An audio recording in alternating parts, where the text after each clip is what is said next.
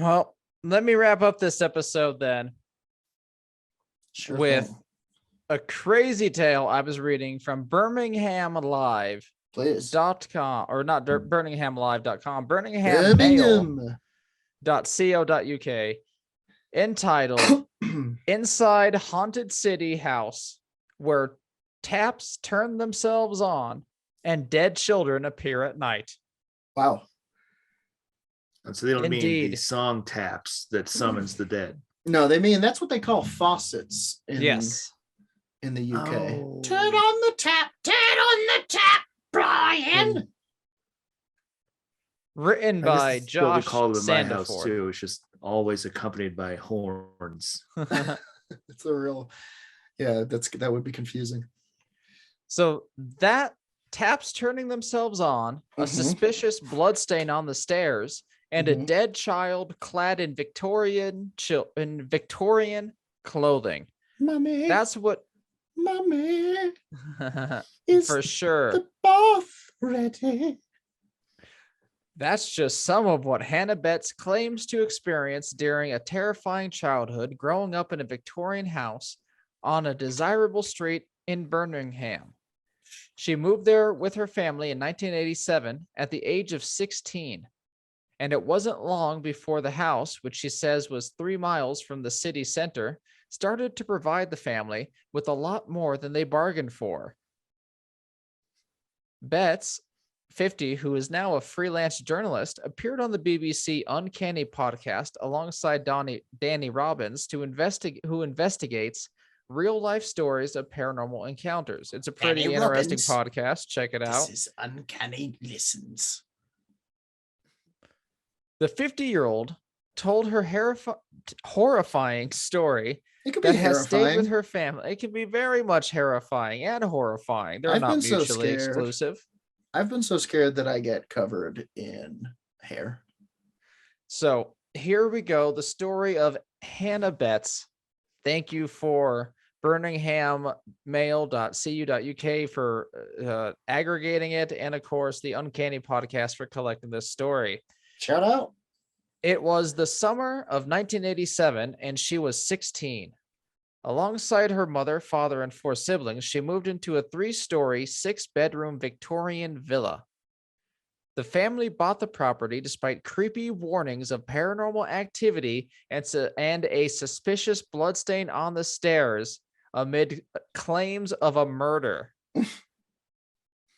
There's just red Suspicious flags all bloodstain. over this property. Yeah. Seriously.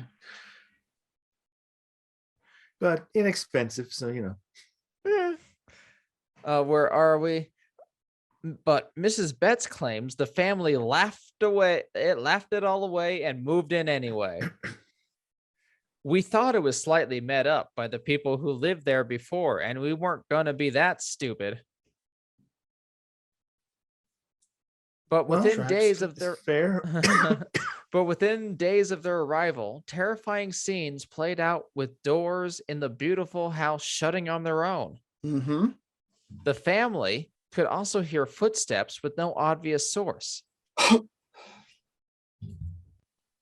Everything, even more petrifying, they would hear a marauding ghost pacing around the house in the middle of the night. Supposedly, as we said, the taps would be turned on, the sinks would be turned on, stoves would end up being switched to the red hot setting, and her mom saw a dead child clad in Victorian clothing. I mean, until So once that one, I again, was gonna definitely say this saying, might be the work Mom. of the wet bandits, but Hannah told how her younger brother had the most terrifying room in the house, something which troubled him greatly. When things kicked off, Betts told the BBC podcast, they really kicked off. The most striking thing at first was that every night at 4 a.m., someone or something would charge up the stairs and rattle the doors. Sure. Yikes. Gas switches would be turned on full blast, and a mirror sprang off the wall and shattered, she said. Wow. Then, on the back of the I can't speak anymore. On the back of the glass of the mirror. In old-fashioned script, the numbers 666 were etched along with the message, "I'm going to kill you all." Wow. Yeah, it God. sounds like time to move. Get out. Gotta get out. Yeah, get the fuck out of there. Get out of there. It sounds like such a bad stereotype of a bad movie, Just gotta get but out. I Gotta remember get the out. physical feeling of trying to turn off. A real force had wrenched them on, she says about the bathroom taps. Wow. Is it possible for water to force its way through a tap strong enough to unscrew the? No, not really. I think you would Not really, fuck huh? up some other part of Yeah. your plumbing way before. As you can someone turn a who's tap. installed sinks and shit, it's not really how Yeah. it works.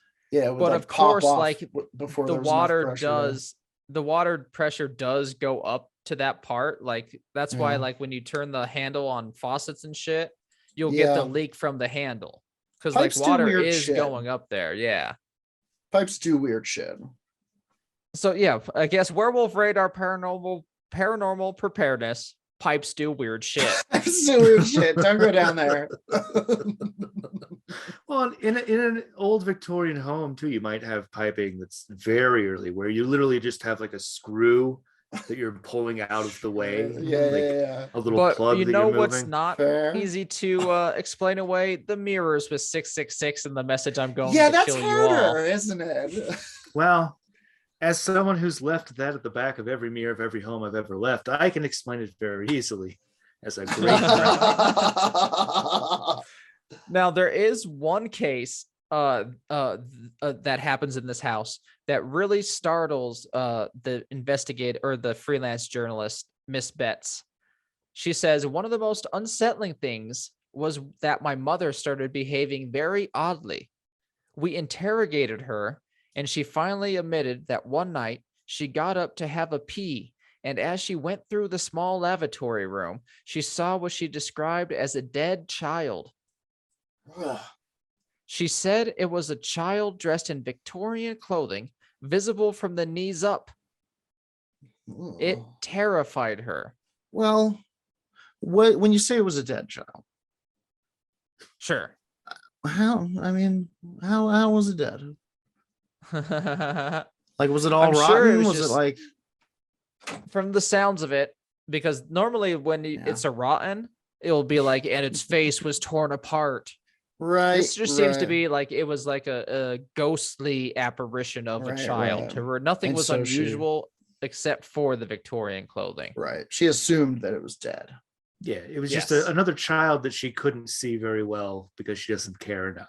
Versus all those live children that can only be seen from the knees up.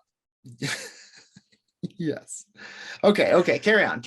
Despite this, the family stayed at the property for 30 years. Mumbo jumbo. Get out. That is- From 1987 You dumb to idiots. 2017. Like they Wow. just sold it.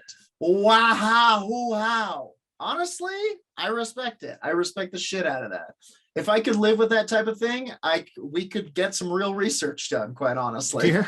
She said, Well, and I guess if it's not hurting anybody, it's Yeah. just kind of annoying, then okay. Yeah. she said things carried on happening, not with the same intensity as at the beginning, but it didn't stop the being.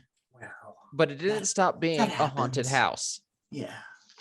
It's okay. Listen, hauntings cool down sometimes. It doesn't mean that it's any less valuable.